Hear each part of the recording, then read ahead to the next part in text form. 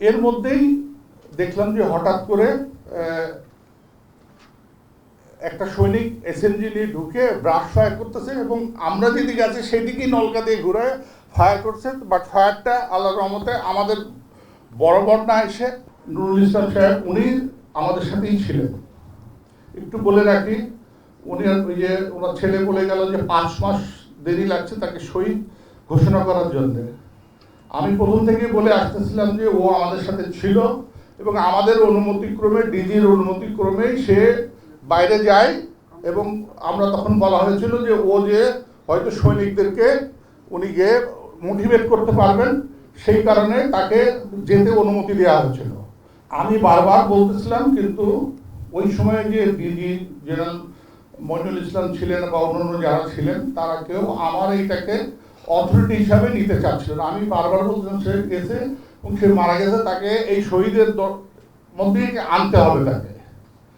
তখন এই পয়েন্টটা প্রতিদিন বিকালে আমাদের 5টার সময় একটা মিটিং হতো, সেটা স্বরাষ্ট্র মন্ত্রণালয়ে দেওয়া হলো। স্বরাষ্ট্র মন্ত্রণালয় থেকে একটা উত্তর দেওয়া হলো, যদি ওইখানকার বেঁচে থাকা কোনো অফিসার যদি নিজে দায়িত্ব নিয়ে একটা স্টেটমেন্টের মতো করে দেয় তাহলে পারেই ওনাকে শহীদের ঘোষণা করা হবে। তখন আমি ওনাকে একটা বিবৃতি দিই, যে বিবৃতিটি আবার আমাদের বিডিআর হেডকোয়ার্টার থেকে স্বরাষ্ট্র মন্ত্রণালয়ে পাঠানো হয়। সেইটাকে প্রসেস করে আনতে আনতেই 5 মাস দেরি হয়েছে। আমি জাস্ট হান্নানের সুবিধার জন্য বললাম, এই কারণে হয়েছে, কারণ আমি যদি স্টেটমেন্টটা না দিতাম তাহলে ওনাকে কিন্তু শহীদ হিসাবে ঘোষণা করা হতো না। কারণ উনি ছিলেন, আমি আমার চোখে দেখা, উনি আমাদের সাথেই ছিলেন। এই কারণে আমি তখন ইচ্ছাকৃতভাবেই বারবার বলেছিলাম এবং ওনাদেরকে দেওয়া হয়েছে। আচ্ছা, যাই হোক, এই সময় আপনার ডিজি যখন বসে আছে, এর মধ্যে ডিজি প্রধানমন্ত্রীর সাথে কথা বলতেছিলেন। প্রধানমন্ত্রী বললেন যে একটু অপেক্ষা করো, আর্মি মুভ করেছে, তো কিছুক্ষণের মধ্যেই তোমাদেরকে রেস্কিউ করবে। এখানে একটু বলে রাখি, এখানে কিন্তু আমরা ওই সিপাহী মঈনের যে অস্ত্রটা ছিল, ওই অস্ত্রটা কিন্তু আমাদের কাছে ছিল, গুলি ভর্তি অস্ত্র। কর্নেল এমদাদ ছিল কমান্ডো। সে বললো যে স্যার এটা দিয়ে কয়টা ফেলাই দিই। দিদি বললো যে না, তুমি গুলি করো না। উনি ডিওপিকে বললেন অস্ত্রটার কাছ থেকে নিয়ে নাও। উনি কিন্তু গুলি করতে দেন নাই। ছিল কিন্তু আমাদের কাছে অ্যামুনিশন, ওই ওই ওই অস্ত্রের মধ্যে যে কয়টা অ্যামুনিশন ছিল, উনি বলছেন না, কাউকে গুলি করবো না। উনি অস্ত্রটা ডিউটি নিয়ে নেয় এই কর্নেল এমদাদের কাছ থেকে। এর মধ্যে আমি কথা বললাম ডিএম এর সাথে, অনেকের সাথে কথা বলা হলো, গুলজার কথা বললো, সব গুলজার অবশ্য আগে বলেছে, গুলজার আমাদের গ্রুপের মধ্যে ছিল না। এর মধ্যে দেখলাম যে অপর দিকে যারা আছে অফিসাররা, তারা ওই হাত তুলে সব চলে যাচ্ছে, ওই বাইরে বেরোয় যাচ্ছে। তো ডিউটি দেখার পরে ডিউটি বললো স্যার ওইদিকে ওরা ওদের সারেন্ডার করছে, ওদের জন্য কি কোনো আপনার মেসেজ আছে? তো উনি বললেন যে ওরা যদি যাচ্ছে যাও, আর কি আস্তে আস্তে বলছেন আমি ঠিক শুনতে পারলাম না উনি কি বললেন। তো ওরা কিন্তু সব চলে গেল, কর্নেল কাইসার টাইসার সব ওইদিকে ছিল। পরে শুনছি যে ওরা বেরোনোর পরেই বলে সাথে সাথে ওদেরকে ওখানেই গুলি করে মারা হয়েছে। আমি পরে শুনছি, মানে ইয়ার পরে, যেটা ওই সময় বুঝতে পারি নাই। আমরা তখন পর্যন্ত কিন্তু জানি না যে ওরা আমাদেরকে মেরে ফেলবে, তখন পর্যন্ত কিন্তু জানি না যে ওরা আমাদেরকে মেরে ফেলবে। এর মধ্যে দেখলাম যে মাজারুর ক্যাপ্টেন মাজার জেনারেল শাকিলের এডিসি ছিল, ও আমার পাশেই দাঁড়ানো ছিল। তো ও কাঁদতেছে, তো আমি ওকে জিজ্ঞেস করলাম এই কাঁদছো কেন? বলে স্যার ওই ম্যাডামের বাসা অ্যাটাক করছে। কে অ্যাটাক করছে? বলে স্যার বিডিআর। তা আমি ভাবছি ওনার পাশে তো গার্ড আছে, তাহলে গার্ডটা কই? বলে স্যার গার্ড পালাইছে। তো বললাম স্যার ম্যাডাম কই? বলে ম্যাডাম রুমে আছে। তো ডিজি কিন্তু এই কথাগুলো শুনছে, ডিজি কিন্তু পাশেই বসা, একটু পাশে। ডিজি আমরা জোরে জোরেই কথা হচ্ছিল ওর সাথে। তো আমি বললাম যে ম্যাডামকে বলো যে বাইরের দরজা লাগায় ওই বাথরুমের মধ্যে ঢুকে লক করে বাথরুমে বসে থাকতে বলো। তখন ডিজি জিজ্ঞেস করলেন যে কি হয়েছে? তো মাদার আবার রিপিট করলো। তো উনিও মাদারকে বললো বলো যে টয়লেটের মধ্যে বন্ধ করে থাকতে। উনি কিন্তু আর টেলিফোনটা নিয়ে ম্যাডামকে কিন্তু কিছু বলেন নাই, ওই সময় কিন্তু ম্যাডামের সাথে উনি কথা বলেন নাই। এর মধ্যে তো ডিজি আমাদেরকে কয়েকবার জিজ্ঞেস করলেন কি সেনাবাহিনী আসছে, আমরা বললাম না, সেনাবাহিনী কেউ এখন পর্যন্ত আসে নাই। এর মধ্যে কিন্তু যত লেভেলে যার যার লেভেলে, তখন কিন্তু মোবাইল আমাদের সাথে ছিল, তখন পর্যন্ত মোবাইল আমাদের সাথে ছিল, কোনো জায়গা থেকে কোনো পজিটিভ ইনফরমেশন আমরা পাচ্ছি না। এতক্ষণ পর্যন্ত যে গল্পগুলো করলাম আপনাদেরকে, এই তখন পর্যন্ত কিন্তু বিডিআররা দরবার হলে প্রবেশ করে নাই, তারা কিন্তু বাইরে থেকেই ফায়ার করছিল। এই সময় দেখা গেল যে তারা দরবার দখল করে ফেলল, দরবার হলটা। দরবার হল দখল করার পরে তারা তখন স্টেজের দিকে অনবরত গুলি করা শুরু করলো। তো গুলিগুলো সব লেগে বিভিন্ন ওয়ালে ওয়ালে লাগতেছিল। তো আমরা ডেফিনেটলি সব ভয় পাচ্ছিলাম যে হলো, যদিও গুলিগুলো, আমরা তো উইংসে ছিলাম, আর গুলিগুলো সোজাসুজি যাচ্ছিল। তো সবাই আমরা চেষ্টা করতেছিলাম যে যত চেপে চাওয়া যায়, বাঁচার জন্য সবাই চেষ্টা করেছে, এটা মিথ্যা কথা বলে লাভ নাই, আমরা কিন্তু উই ট্রাইড আওয়ার বেস্ট আমাদের বাঁচার জন্য। তো ডিজি যেহেতু এক কোনায় বসেছিলেন, তো ডিজির একটু কষ্ট হচ্ছে, কারণ আমরা সবাই চেপে ওনার গায়ের উপর পড়ে যাচ্ছিলাম। তো উনি বললেন যে এই তোমরা এত ভয় পাচ্ছ কেন, তোমরা মৃত্যুর জন্য তো ভয় করছো কেন, মরতে তো একদিন হবেই, তো তোমরা ভয় পাচ্ছ কেন। তারপরও সবাই তো গুলির ভয় সবারই আছে। এর মধ্যেই দেখলাম যে হঠাৎ করে একটা সৈনিক এসএমজি নিয়ে ঢুকে ব্রাশ ফায়ার করতেছে, এবং আমরা যেদিকে আছি সেদিকেই নলকা দিয়ে ঘুরে ফায়ার করছে। বাট ফায়ারটা আল্লাহর রহমতে আমাদের বরাবর না এসে, এখনও বিডিআরে গেলে ওই দাগ দেখবেন, দুইটা উপরের দিকে 4টা গুলি, দুটোর পাশে গুলিগুলো আছে। এনসাদ স্যার সামনে আগায় যে বললো, এবারে তুই ফায়ার করতেছিস কেন। পরে নাম শুনছি বলে সিপাহি সেলিম ছিল বলে, যে আসছে সেলিম ছিল। যা তারপরে সে ওখান থেকে চিল্লায় বললো যে আপনারা সবাই বের হয়ে যান, না হলে গুলি করে দেবো। তো ডিজি দেখলাম চেয়ার ছেড়ে উঠে বললো চলো। তো ডিজি আগে গেলেন, ওই আমরা যারা ছিলাম তার দরজার পর্দাটা ফাঁক করার পরে উনি বেরোয় গেলেন, ডিজির বরাবর সব আমরা এক এক করে বেরোয় গেলাম। আমরা যখন ওই স্টেজ থেকে নিচের স্টেজে নামতেছিলাম, তখনই একজন হলো, ওরা সব একটু দূরে থেকে সব ফায়ার আমাদের দিকে লক্ষ্য করেছিল, আর যে লোক আমাদের কাছ থেকে সব মোবাইল টাইল সব কেড়ে নিল, তার হাতে কোনো অস্ত্র ছিল না ওই সময়। নিয়ে আমরা নিচে নেমে ডিজিকে মধ্যে রেখে আমরা একটু গোলকার করে দাঁড়াইছিলাম। আমাদের বিশ্রী ভাষায় গালাগালি করে বললো, সারা জীবন আমাদেরকে সিঙ্গেল ফরমেশনে করেছে, তোরা গোল করে দাঁড়াইছে, সব সিঙ্গেল লাইনে দাঁড়া। পরে সিঙ্গেল লাইনে দাঁড়ালো, এবং কি ডিজি প্রথমে দাঁড়ালেন, ডিজি কিন্তু সবারই আগে দাঁড়ালেন, ডিজির পরে ডিজি, এইভাবে অ্যাজ পার একটা অটোমেটিক সিনিয়রিটি হয়ে গেল ওখানে। ওই সিনিয়রিটি অনুযায়ী আমরা সবাই দাঁড়াই গেলাম ওখানে।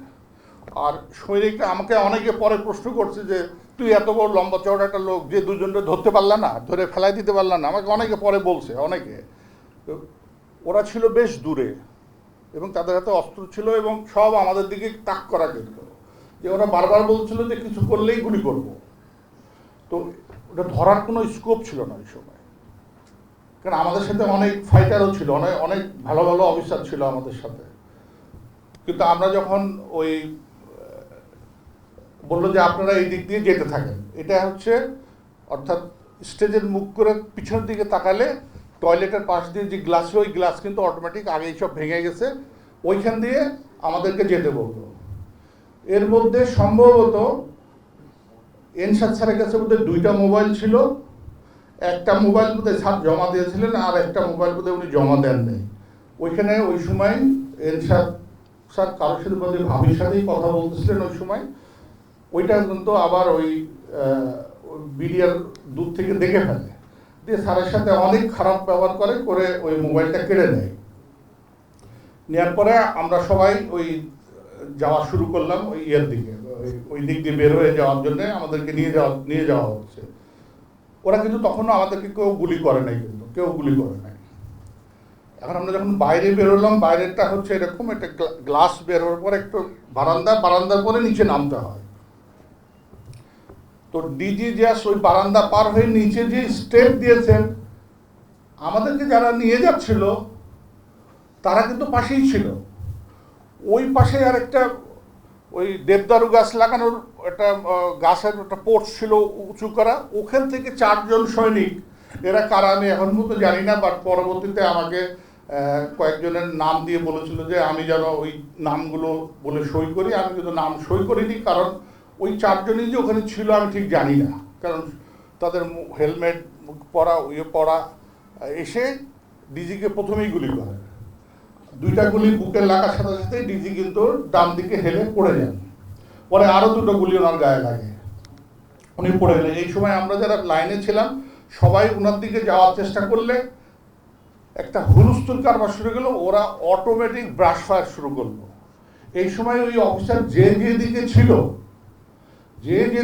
ওই আমরা যে 12-14 জন অফিসার ছিলাম, সবাই যে আপনার পাশে চলে গেছে। ওই সময় একটা বুলেট, এটা কি সরাসরি আমার গায়ে লেগেছে কিনা আমি বলতে পারবো না, বা রিকোশেট করে এসে লাগছে কিনা এটাও বলতে পারবো না। আমার এখানে প্রচণ্ড জোরে লাগলো, লাগার পরে হাতে দেখলাম যে রক্ত বেরোচ্ছে।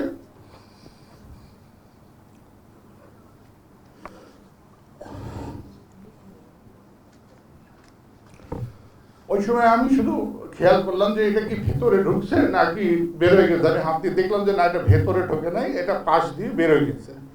ওই চিন্তা বাদ দিয়ে আমিও ওই সব অফিসারই তখন শুয়ে পড়ছে, আমিও শুয়ে পড়ে যে সামনে তাকাইছি, সামনে তাকিয়ে দেখলাম যে ওই টয়লেটের গেটটা সামান্য খোলা, মানে প্রথমে হাত ধোয়ার জায়গা, তারপরে ইউরিনাল পরে টয়লেট। তো আমি ওই ক্রলিং করে বেসিনটা পার হয়ে ওই পাশে যে ইউরিনাল আছে, ইউরিনালের পাশে যে ওই ইউরিনালের পাশে এরকম লম্বা লম্বা ওয়াল ছিল, ওই বুক লেভেলের, আপনারা জানেন তো যে ইউরিনাল নর্মালের থাকে, ওইটার পাশে যে আমি শেল্টার নিলাম। বাট আমাকে ফলো করে আর কোনো অফিসার কিন্তু ঢোকে নাই, ওখানে তো আমরা অনেকে ছিলাম। ওখানে কিছুক্ষণ বসে থেকে আমি তখন দেখতেছি একটা মানে অসম্ভব চিল্লি ফায়ারিং, মানে অসম্ভব শব্দ। এবং ওই সময় যে ফায়ারিং করে যারা ওই অফিসার আমরা সবাই ছিলাম, তাদেরকে সবাই বুঝে ওই সময় ওই গুলিতে সব মারা গেছে, এবং তাদের মুখে চিল্লানি, কার চিল্লানি আমি ঠিক বুঝতে পারছিলাম না। সবাই বলে মরে গেলাম গো, বাঁচাও গো, অনেক চিল্লাচিল্লি শোনা যাচ্ছে। কারণ ওয়াল তো একটা 5 ইঞ্চির একটা ওয়াল মাত্র, আমি 5 ইঞ্চি ওয়ালের এই পাশে আমি ওখানে বসে আছি। বসে থাকতে আমার হঠাৎ মনে হলো যে আমি হলো ওই টয়লেটের ভিতর ঢুকে যাই। তো টয়লেটের ভিতর ঢুকে আমি কমোডের পাশে বসলাম, দরজাটা ভুলবশত আমি লাগিয়ে দিয়েছিলাম। দিয়ে বসার পরে তখন দেখলাম যে জোহরের আজান পড়তেছে। এদিকে কিন্তু আমি শুনতেছি ডিজিকে মেরে ফেলছে, ডিডিজিকে মেরে ফেলছে, অনেক কথা শুনতেছি আমি। এর মধ্যেই আমি হঠাৎ শব্দ পেলাম যে ভেতরে লোক ঢুকছে, সৈনিকরা ঢুকছে। ঢুকে হঠাৎ তারা জিসলেই দেখে এই টয়লেটটা তো বন্ধ, দেখতো ভেতরে কেউ আছে কিনা। আপনারা দেখবেন দরবার হলের টয়লেটটা কিন্তু উপর পর্যন্ত ওয়াল না, ওইটা কিছু দূর ওয়ালের পরে উপরে উঠা যায়, খালি ওপেন এটা। তো হঠাৎ একটা সৈনিক ওই ওয়ালে উঠে ও আমাকে ভেতরে দেখতে পাচ্ছে, দেখে বলে এর ভেতর তো একজন আছে। আমি তখন ওকে অনেক অনুনয় বিনয় করছি, এখন খারাপ লাগে, বলছিলাম যে ভাই আমি অন্যায় করিনি, আমাকে মেরো না। অনেক অনুনয় বিনয় করেছি।